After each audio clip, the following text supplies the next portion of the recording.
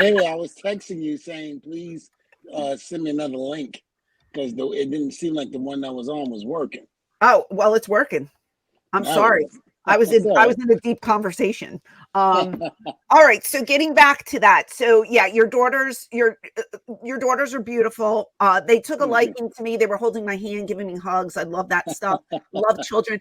But your son, oh my God. So this baby, I'm not naming names because I don't know what you want out there in the world, but this it's baby, fine. It's already out there. okay. DJ. So DJ, oh my God, this baby, 6 weeks old at the time, this little tiny creature, I have been longing to hold a child. I haven't held a baby in years. It's been years because no one I know has children like tiny babies. So the first thing when they get out of the van, I'm like, am I allowed to hold him? Can I hold this baby? I ended up holding that baby for like the whole time you guys were there. Yeah, pretty much. This kid has the strongest neck that I've ever witnessed his head was constantly back just staring at me. He's like, who is this lady? This is not my mother. But it was so nice because, I've seen you at conventions and stuff, but it was just so nice being able to just sit there and like break bread and just shoot the shit and not worry about working. I mean, yeah, to me, it's always a pleasure to do something like that when you are with friends, especially from the past and people that you created history with, just to sit, relax, talk about some of the old stories, but then talk about some new stories that we might not know of or remember, and or I should say that we created. Right. So it's always good for that. I love doing things like that. Yeah, it was a lot of fun, and I was glad we made it happen. And hopefully next year, if we come back, we'll do it again. Absolutely. Yeah, but I talked about your daughters. Now, some people may not know this, most do, but your sons, your twins, are actually doing things in the business now. Do you want to talk about them a little bit? Yeah, so Terrence and Terrell, they did a couple of things in AEW. They were in a huge storyline with Pope and myself and TNA. So they've been around for a while. Yeah. Doing their thing. But yeah, I mean, I get asked about them more than when people come see me at the autograph signing. How's your sons? Where's your son? Oh, your sons were here. Your sons were there. Your sons are over. They're over there. Listen, I was nowhere near as over as my boys. That was a great storyline. No, it was intense at some point. They were a big part of the show. Yeah, they were. I mean, they were the only high school kids at the time that I knew that was on pay-per-view and making money. That's what it's about. Absolutely. I'll make that green. So let's put you over and let's talk about you. Who cares about your kids? I don't care about them. I want to talk about you. How are you feeling? People might not know you had surgery about a year ago. Yeah, I had back surgery. They fused L4, L5, and then S1. I was just talking to DDP because I've been having like little chronic pains in the lower back, and that comes with surgery. So it's nothing abnormal. When the weather's cold, the body hurts, the back hurts. When it rains, the back hurts. So it's stuff like that. And it kind of made me walk a little funny sometimes, like with a little bit of a limp, just because there's no cushion in between. In your spine, in the vertebrae, there's cushion. So when you walk and you come down, you have that cushion as opposed to boom, like, bone on bone. So sometimes it happens if I don't stretch or take the time to really, move the lower limbs the way I should, that limp will come on. I'm like, oh man, I forgot to stretch. I got to get back on the floor and stretch. But yeah. I mean, it just comes with the territory. Other than that, I'm fine. No big deals. You didn't stretch before he came to see me because he was walking in front of me at the elevator, and I was like, hey, old man, you got a little limp going on. Oh, God. But then I was limping right behind him, so it's okay. Dinner, we were talking about all our ailments. Yeah. We just sounded like a bunch of old fogies. Yeah, I wish I would have saw DDP first before I went and had the surgery. I had what would be different? I don't know. It's I've seen testimonies from other people that DDP has helped. Hmm. There was just a new testimony by Butterbean, where he couldn't even walk, and now he's walking straight up, talking about having another boxing match. Oh, Um, there's another guy that I first heard about.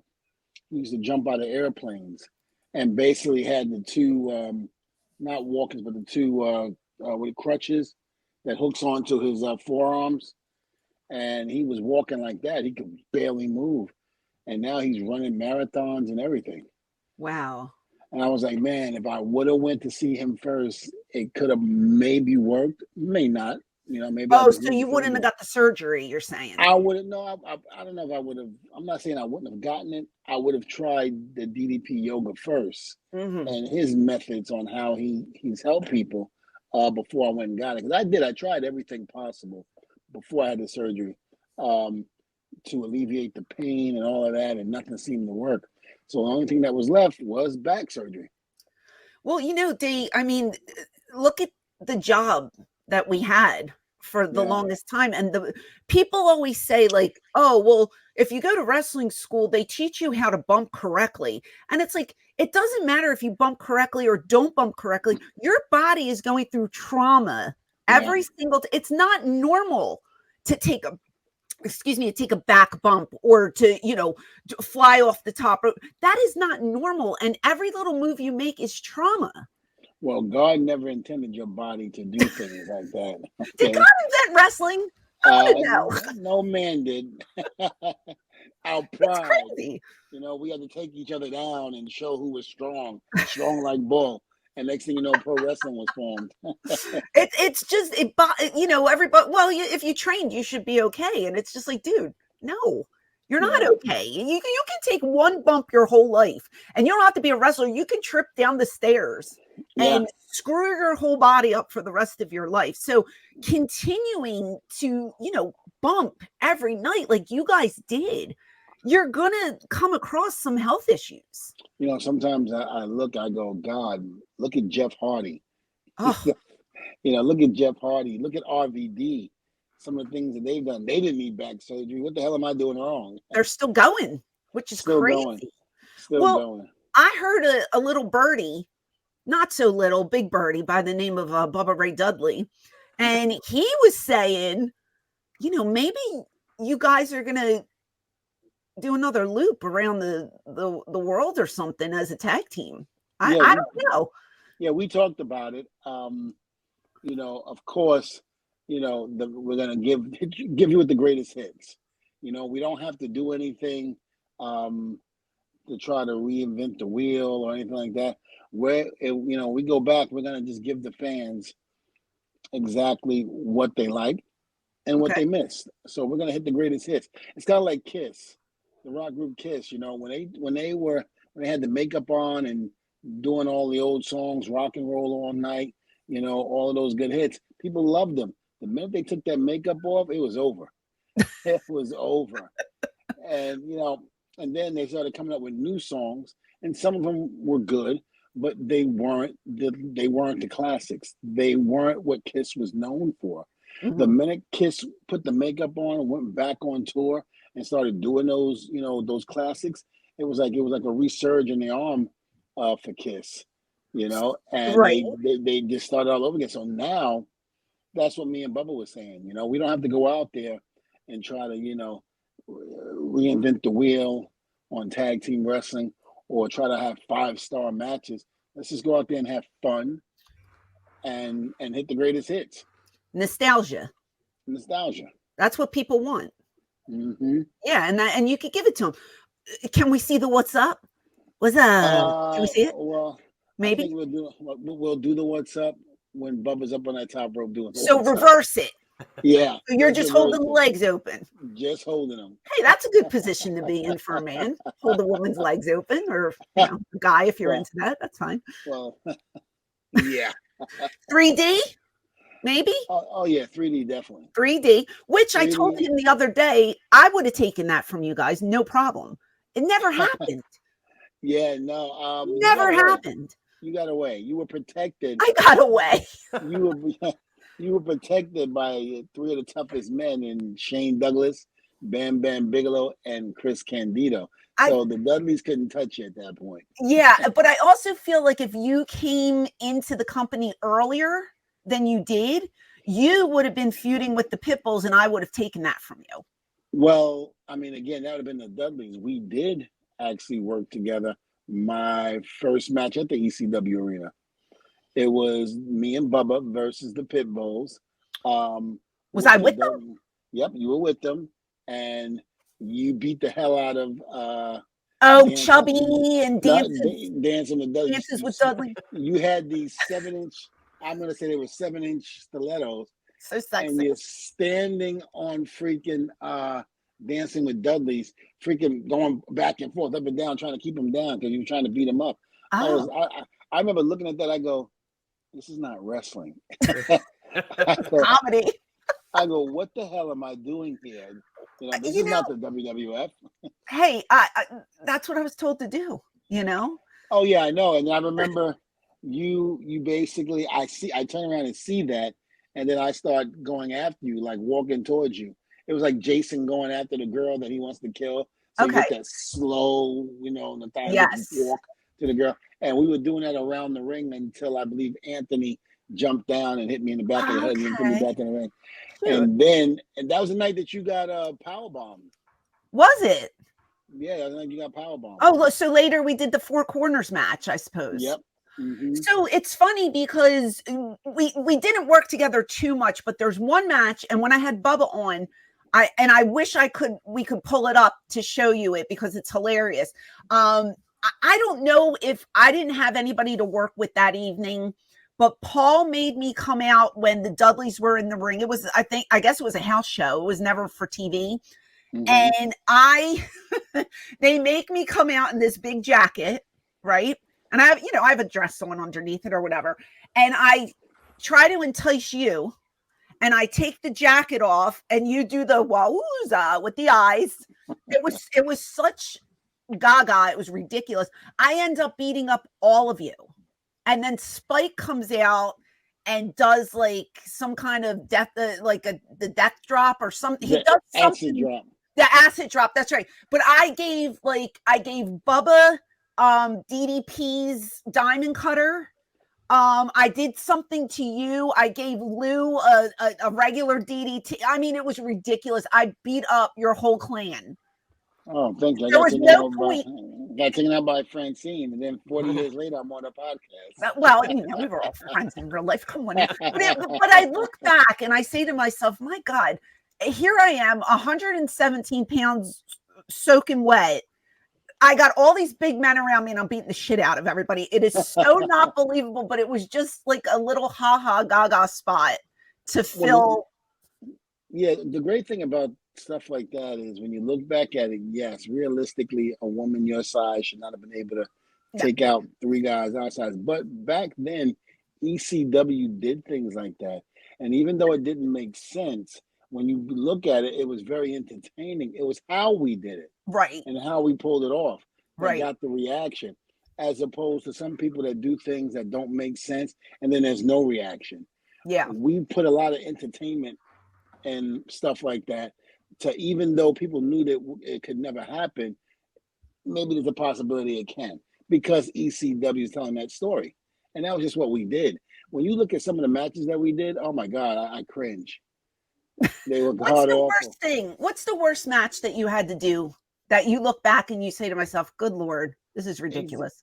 ECW? Yeah. I'm not going to say, we had great matches, and I'll get to that question. What I was saying was, it was like we're sitting up there and when you look at some of the things that we're doing stuff in front of the referee, the referee's watching and it's not being a DQ. We're outside for like 20 minutes on the outside of the ring, and it's like, what the hell were we thinking? But because we made it so entertaining and because we captivated an audience the way we did, people suspended that and just didn't even think about the rules or what didn't make sense. We made them believe it at that point. Because the other people were following the rules. The other companies were cookie cutter following the rules, and we took it outside the box and did things differently. That's why we were. That's why we were the Nevada. How you say the rock group? Nirvana, Nirvana. We were the Nirvana of pro wrestling. It's right? no different than Nirvana. Nirvana came when you have Motley Crue, Metallica, all these hair bands that are just killing it in the '80s, and it didn't seem like anybody was going to take them down. Then Nirvana came in and just kicked down the door and said, "Nope, we're breaking the rules. We're going to be sad, pissed off. We're going Sad. to tell you how we feel." I mean, because when you look at that type of music, you're like, "Oh my God, I want to murder myself. I'm so sad," And it's like, "Oh my God," it's that Seattle feel that that you always hear about. But it was one of those things where when Nirvana did that, it just opened up a whole new door for music, and it was what we did in ECW. We kicked the door down and did the opposite Right. of what should have been done. Right. But when we did it good and did it very entertaining and fun. Yep. So Now, much I forgot what the other question was. When you look back at your career, it doesn't even have to be an ECW, just matches that you've been a part of. You were saying, like, you look back sometimes and you say, "Oh my God, it's so cringe. I cringe when I think of that." The worst thing or the worst angle that you've been a part of that you look back and because there's things that I've done or clothes that I've worn that I'm embarrassed. I'm like, what was I thinking? Like, where did this come from? Like, this was such a bad choice. Anything that you've ever done that you look back and you're just like, "Oh my God, so yeah, stupid." TNA, a TNA match, pay-per-view, the fish market street fight. Where Fish market. Remember that. They had fish line. They had fish on ice. Oh, all of that around, and this has nothing to do with Curry Man, who was Christopher Daniels, and Shark Boy. Loved those guys. Loved yeah. working with them. But I hated this. I don't like fish. I don't eat fish. I hate the smell of fish. And it's real fish on ice, like you're at a fish market. And of course, people picking fish up and throwing it and hitting people with it. I remember looking at Curry Man. I said, "Listen, do not hit me with not hit me with fish." I said, "You do, it becomes real. Do not hit me. Do not hit me at all with a fish." What was the gimmick? Like, what's the point? It was Vince Russo. Enough said. Ooh. I have never, does that make sense? To go to. Well, it wasn't. It was a regular match. But yeah, you were able to go outside and take the fish and hit each other as a weapon. Now that was where the rules were like, it's like a street fight. There are no rules in a street fight. You can have a regular match, but you can use weapons. Oh my God, I would throw up. I threw out my wrestling gear. Oh my God. I threw it out. It was that bad. What if somebody just picked up a fish and just smacked you across the face? Well, not Curry Man. Daniels are great, but Shark Boy forgot that I said that to him. He got caught up in the moment, and he took the fish and he hit me. As soon as he hit me, I went, bam! Pickled them up. Oh, potato. God damn, I didn't hit no goddamn fish. Oh my God, I'm gonna have to look that match up because I've never even heard of that one. I hated that match to this day. I said it was the worst match because, again, I never liked it. And I remember saying something to Russo. I said, "Do we have to do this match?" "Oh, bro, it's gonna be good. It's gonna be good, bro. It's gonna be great. I'm telling you, people are gonna love it, bro. It's gonna be great." And I'm like, "You're full of shit." He goes, "No, Bubba's." He goes, Bubba's cool with it. I looked at Bubba. He goes. Bubba's face said it all. Yeah, and I'm just like, "Russo, you're lying." I was like, "This is a god awful match. Ew. Why are you even doing this?" How many big fish were there? Like, did they have boxes of fish around the ring? Is that no? You ever go to Chinatown or like a fish market? It was a fish market. Like the little tray, the big trays that they had. They fill it up with ice, and then they put the fish on top. Okay, so it was just like one. No, they had like a whole line of it. Meaning they had fish and all of that on there. It was bad. The smell was horrible. Did the fans did Meltzer give you 5 stars? Shit. Listen, Nelson, he's never given me 5 stars in any of the matches. He gives me negative stars. So not even in the freaking TLC match. I think we got like 2. Oh my God. Terrible. But Terrible. meanwhile, people still talk about those matches today, 30-something years Oh, later. you guys were awesome. People Don't, still, please. but so, I mean, I don't know what his problem was, but hey, it is what it is. Look, Yeah. each his own. What you two guys may see a wrestling match and love it, and I may hate it, but that doesn't mean that I'm gonna, out of 1 to 10 stars, I'm gonna go, okay, it gets a 2. It may get a 2 for me, but not everybody else should, take it as, everybody else is gonna look at it as a Gospel. 2 match. Yeah. Yeah, no, I feel like back then ECW never got, like, not that it means anything, but the rating system from him, but I feel like none of our guys got a lot of stars for their matches. Well, I know a lot of our guys didn't like him and was pissed off at him, but I also know that you're right. None of us got any of those stars. But remember, a lot of people thought ECW was barbaric. They Right. didn't like ECW. Even some of the veterans in WCW or WWE, I'm going to say that WWF. Yeah. Basically did not know or understand what we were doing. And they Right. would say, and a lot of them would say what we were doing was garbage. And this and that, until the fans started catching on and watching and then showing their love and support. And you couldn't go to an arena that wasn't an ECW show, but it was like a WCW or WWE show where the fans would hijack the show and start chanting ECW. Right.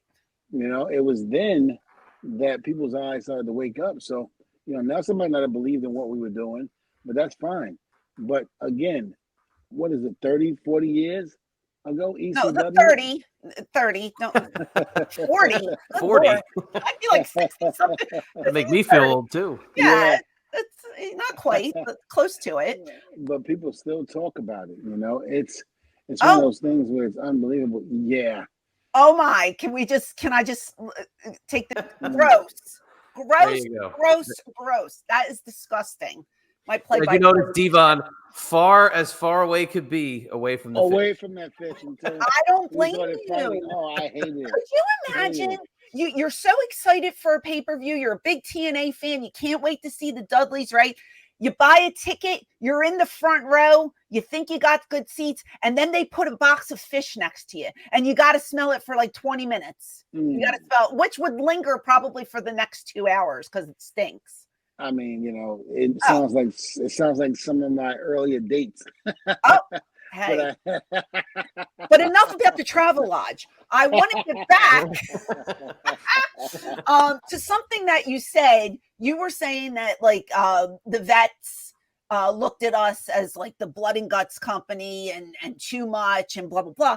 I remember we did a house show one night and it was like a mixed tag we did, right? And we were doing all these like cool spots and this and that.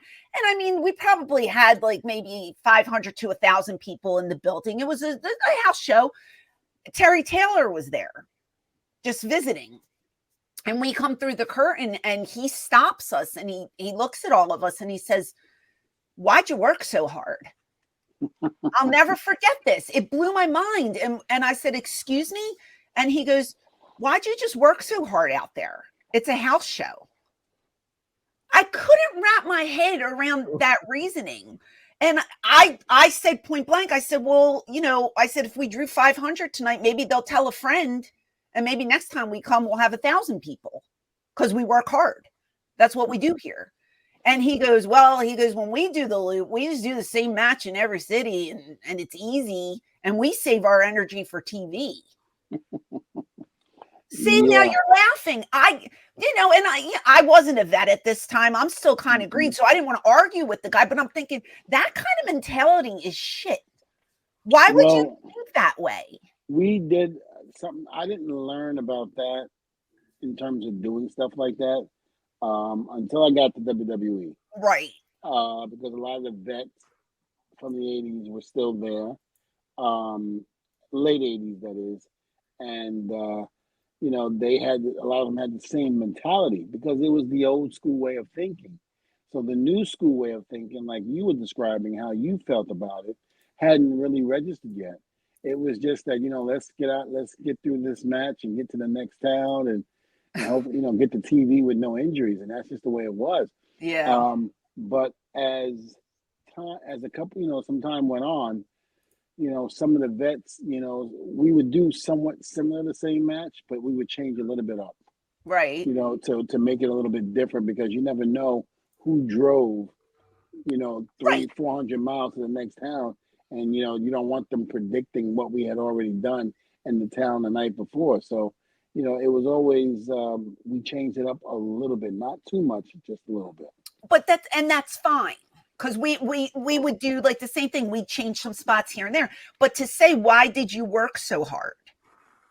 To me, that's the first thing that came out of his mouth when we came in the back. Why'd you work so hard out there? And I'm thinking to myself, why wouldn't we work hard? Like, they bought a ticket just like you would buy a ticket if it was a pay-per-view or a TV taping. I don't know if Terry Taylor would actually agree with that method now, being that he is one of the producers at NXT. And I say that because, you got to teach these kids they have to work hard for what they do, not just to get the TV. So I'm sure Terry Taylor, is being a producer on the live events and this and that, I don't think he has that same mentality anymore, even though he's not wrestling. Yeah. But again, I understand what he meant by that, because that was the way they did things back then. Didn't necessarily make it right. Yeah. But I'm sorry, necessarily make it wrong, but didn't necessarily make it right either. But that was just the way they were able to save their bodies. Because remember, back then, being on the road for 50 days straight, or 40 to 50 days straight, was normal. Yes. So they were home maybe 3 to 4 days, maybe a week if they were lucky. Right. So, they were constantly traveling in and out of cars, some airplanes and things like that. So they were really trying to conserve their body and not really. But I definitely understand both ways. I understand Terry's logic and thinking of it, and I definitely understand your way of logic and thinking of it. Because that's what we did 55 years ago when we were just starting out.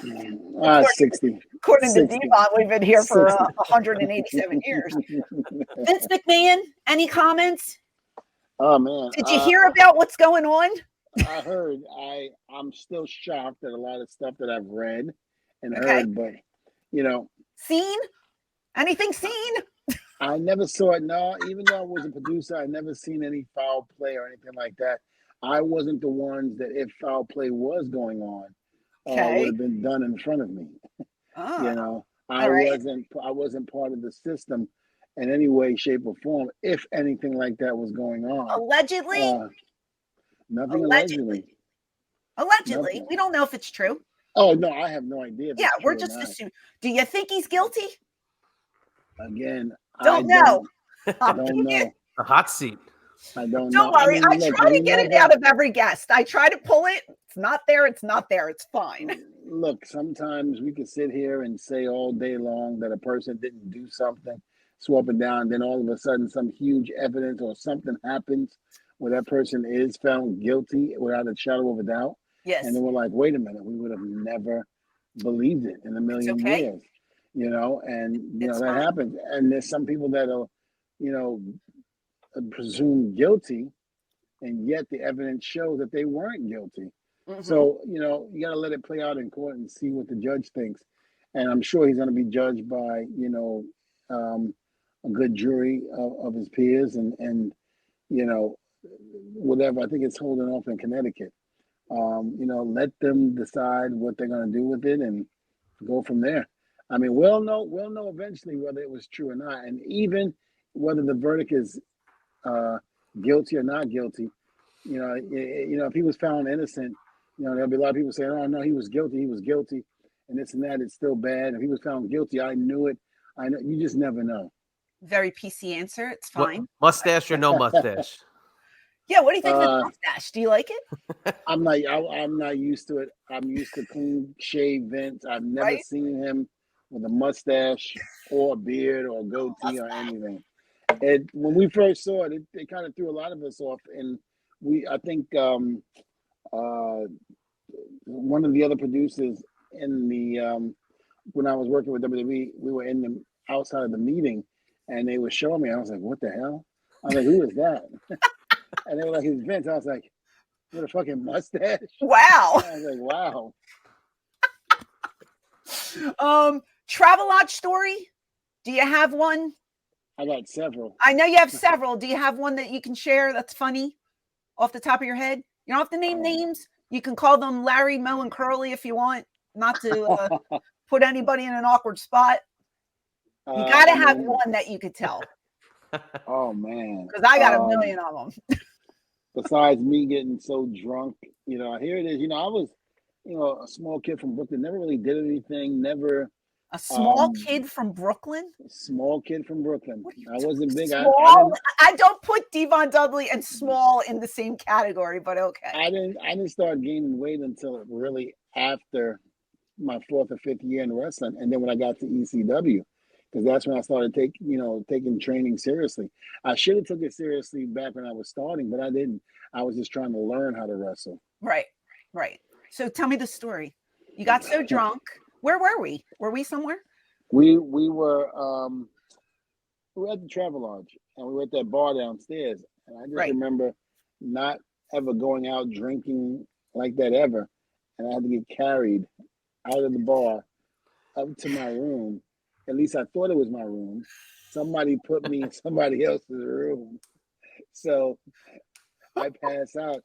I wake up, and this guy goes, "Hey, Devon." I go, "What the fuck?" I go, "Hey," I go, "Who the hell are you? And why are you in my room?" He goes, "Devon, you're in my room."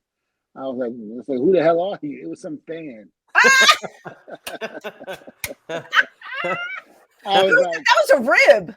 I was like, "You've been sitting here watching me sleep?" He goes, "I didn't want to wake you." Wait a minute. Wait a minute. Who brought you up there? Did you ever find out? No, I don't, because I passed out.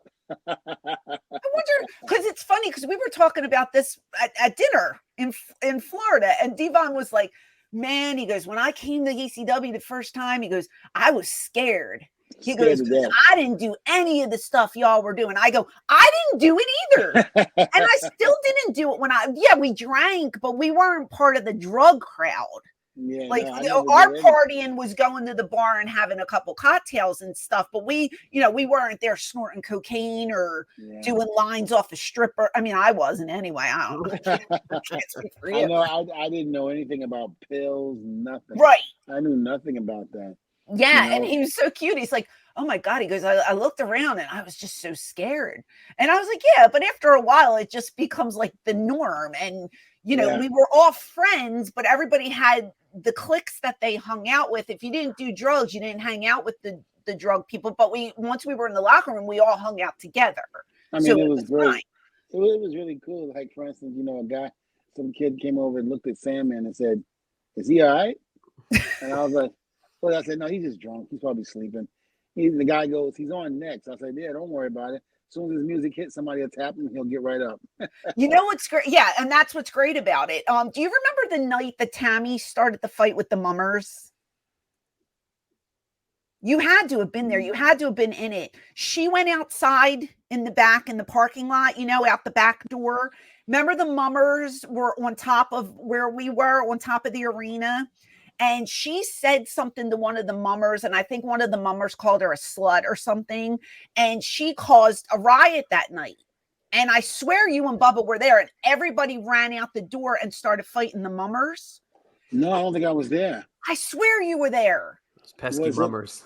If you gave me a year, because remember, we left in 99. I don't know what the year was. I swear you were in there. New Jack was like shanking people probably. Like, it was a mess.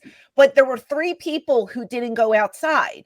Me, Shane Douglas, and Hack, Sandman. And Sandman stayed. He was doing lines of coke while everybody was like fighting. And me and Shane were looking out the window watching the fight. But everybody, because Tammy started this fight, and I swore you were in it. Yeah, I swore you guys were in it. I don't think we were there for that one. Okay, I'm going to have to ask Bubba if he remembers that, because I vividly do. And the whole locker room poured out, and just everybody was fighting in the parking lot. Yeah, I don't remember ever getting into a fight at the ECW arena. Other places I remember getting into fights, like Staten Island. or Lost Battalion Hall in Queens. But I don't remember ever getting a fight at the ECW arena with fans. The fights that you got in, was it because of the promos that you and Bubba, dictated? Because some of those were really. Yeah, the one in Staten Island was really raunchy and bad, and if you could believe it, it even beat the Heat Wave '99 one, and the one that we're most famous for. And somebody took a swipe at Big Dick Dudley, and why they do that? He jumped the railing and went after the guy, and next thing you know, me and Bubba goes, "Devon, we gotta go. I was like, oh shit. And I remember I jumped the railing. I went out to go, but people jumping on us, swinging on us. So Bubba goes, "Devon, F this." He goes, "Assume the position."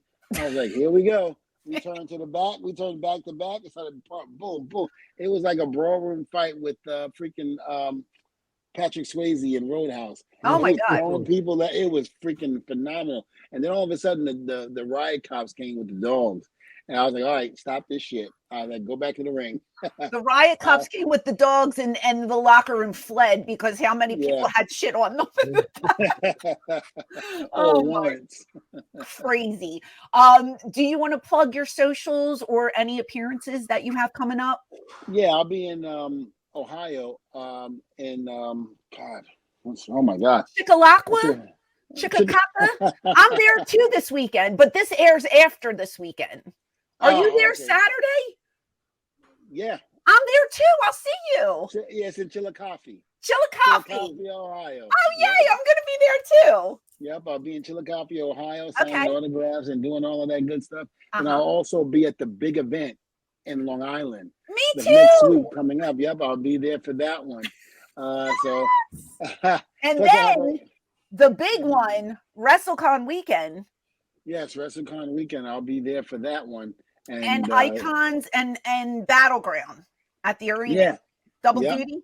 Double duty. I get to see Devon so I'm so excited. I'll see you so many times. Absolutely. I mean, this is awesome. I'm happy. Well, I appreciate you coming. Devon's a 2-timer now. Two-timer. Join the club. We're aiming for the 5-time club. I have guests going. This is your second appearance. Gotcha. No, you're not a 2-timer. Taylor, calm down. He's not a 2-timer. No, like I think Shane, I think is the first one to be in the 5-time club. Yeah. This kid on Saturday Night Live. Did you ever see it with Steve Martin? He's like, I'm a 5-timer. They have a VIP lounge. Oh, yeah. 5-timers. Yeah. So you're a 2-timer. So you have to come on 3 more times to be in my club. I'll be good to go. Yes. I'm ready to go whenever you want. I love you, buddy. Well, thank you for coming on again. I was so happy to see you a couple months ago. We'll do it again when we can, but let's hang out this weekend coming up. I'm sorry? We'll hang out this weekend. Oh, yeah, absolutely. Sweet. Absolutely. I just got to get me a nice steak and I'll be good to go. Yeah, maybe we can do dinner. Are you on the night show too? Because I'm not. I'm just signing. We're not in Chillicothe. Oh, you're driving somewhere else? No. Are you talking about Chillicothe? Yeah, Chillicothe. Oh, there's a night show? There's a night show. I didn't know that. Yeah. They put me on the poster and they were like, oh, she's doing the night show. I go, I am not. No way. And I think they thought because I was there, I would just graciously just do it for free. Yeah, no. I was like, no, I don't. No, that's not happening. So after I sign, I'm off. So maybe we can do dinner or something. Yeah, let's do it. Let's get together. All right. Well, I'll see you there. You got it. I'll have my agent call yours. My phone is always open for you, Doc. All right, everybody. Devon Dudley, go follow him. Go buy his merch. Testified Devon. Yes. There you go. All right, buddy. I'll talk to you soon. All right, bye-bye. Later, Devon. Later, guys. Later. Bye.